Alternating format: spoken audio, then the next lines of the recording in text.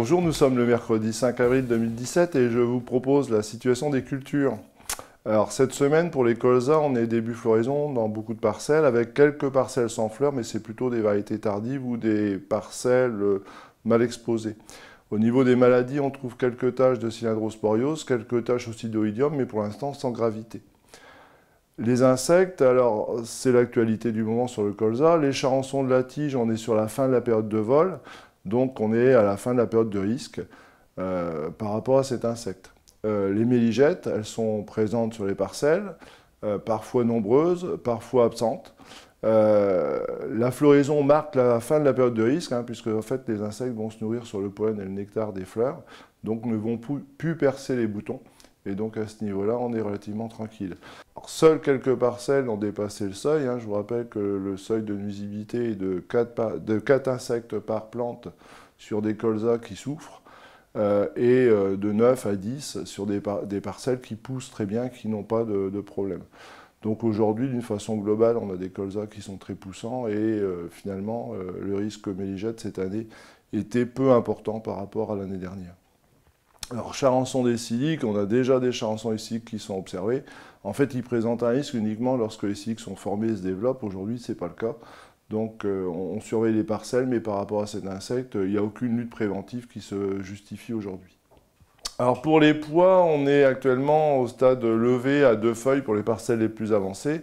Et on observe déjà des thrips à l'intérieur des écailles foliaires. Donc aujourd'hui, pour découvrir ces insectes, en fait, il faut ouvrir les écailles foliaires, regarder ce que l'on voit courir à l'intérieur. Le seuil pour les thrips, c'est de 1 thrips par plante jusqu'au stade premier étage de feuilles formées. Pour l'instant, on a peu de parcelles qui ont atteint ce seuil, mais il faut le surveiller parce qu'avec les températures chaudes de la journée, en fait, cet insecte est très actif.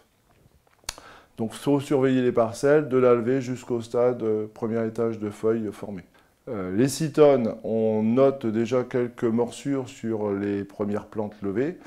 Le seuil va de 5 à 10 morsures par étage foliaire jusqu'au stade 5-6 feuilles. Donc aujourd'hui, on n'a pas de parcelle qui justifie une intervention par rapport à cet insecte. On peut avoir certaines plantes qui sont plus attaquées que d'autres, mais d'une façon générale, on est en dessous du seuil d'intervention pour l'instant. La situation à ce niveau-là n'est pas du tout préoccupante. Alors pour les févroles, on est un peu dans la même situation que pour les pois. On est au stade levé jusqu'à 2 feuilles pour les parcelles les plus avancées. On observe aussi des morsures de cytone, mais beaucoup moins que sur pois. Juste un petit rappel, il n'y a pas de seuil de nuisibilité sur la cytone sur févrole. Par contre, il faut se méfier des parcelles sur lesquelles les févroles souffrent. Ça peut être le cas cette année sur des parcelles qui souffrent de la sécheresse, où là finalement les cytones peuvent un peu affaiblir le développement, donc à surveiller en priorité. Mais pour l'instant, il n'y a rien de particulier à signaler sur févrole. La situation est plutôt saine et les levées sont en cours. Les semis de betteraves sont maintenant terminés, ils se sont étalés sur 3 semaines. Les températures douces sont favorables à la levée et la croissance rapide des betteraves. Les semis du 15 mars sont maintenant au stade cotylédon étalé, les 2 premières feuilles pointent même au cœur. Les derniers semis de la semaine dernière sont en cours de levée et atteindront leur levée définitive sur le week-end prochain. Avec ces températures estivales, c'est également les adventices qui lèvent, et même des kénopodes et des morels qui habituellement sont visibles à la fin du mois d'avril sont déjà présentes.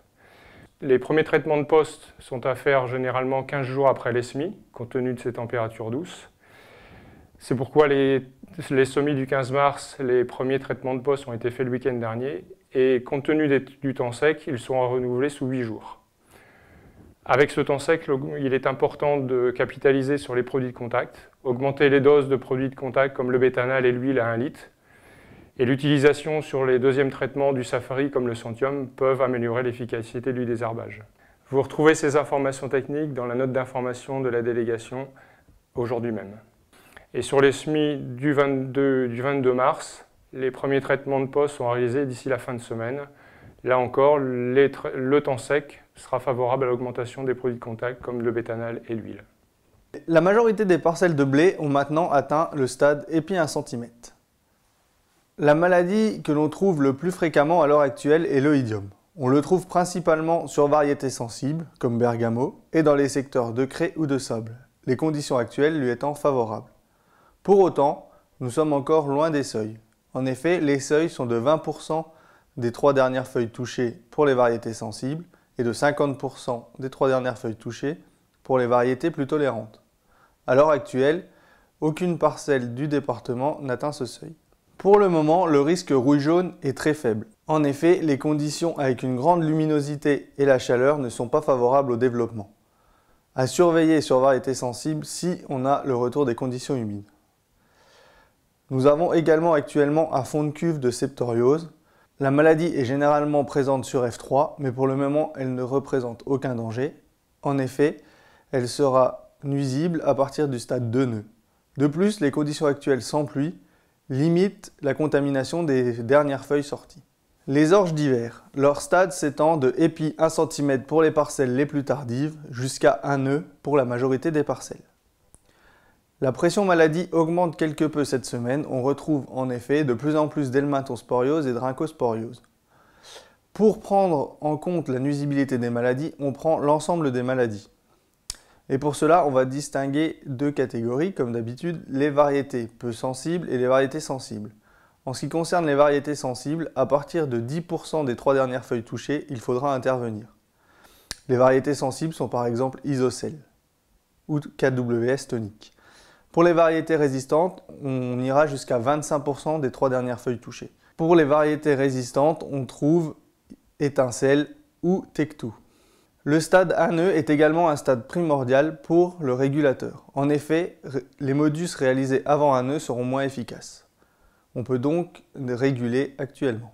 En ce qui concerne les orges de printemps, nous allons du stade levé au stade 3 feuilles. Pour le moment, il n'y a rien de particulier. Surveillez tout de même les pucerons, même si pour le moment ils ne sont pas signalés. Nous vous souhaitons une bonne semaine, à la semaine prochaine.